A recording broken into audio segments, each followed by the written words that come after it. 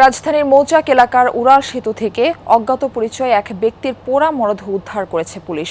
শাহজাহানপুর থানার officer in charge Mohammad Amirul Islam জানান, শুক্রবার রাত ৮টা নাগাদ উড়াল সেতুর এই অংশে আগুন লাগে। ফায়ার সার্ভিস কর্মীদের চেষ্টায় আগুন নিয়ন্ত্রণে আসে, তবে রোববার রাতে সেখানে গন্ধ পেলে 999-এ ফোন দেন পরিচ্ছন্নতা কর্মীরা। সেখান থেকে পোড়া মরদেহটি উদ্ধার করা হয়। পুলিশ জানায়, ছিন্নমূল মানুষ সেখানে নেশা জাতীয় দ্রব্য গ্রহণ করতেন। ময়নাতদন্তের জন্য ঢাকা মেডিকেল কলেজের মর্গে পাঠানো হয়েছে মরদেহটি। পরিচয় শনাক্তে ফরেনসিক বিভাগকে ডিএনএ নমুনা সংগ্রহ করতে বলা হয়েছে।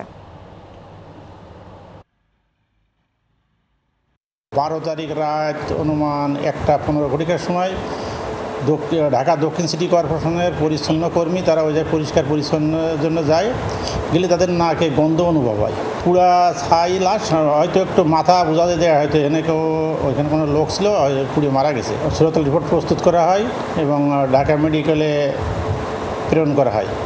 ডিএনএ সংগ্রহ করা হয়েছে এবং এই ঘটনা সংক্রান্তে একটা অপমৃত্যু মামলা রুজু হয়েছে।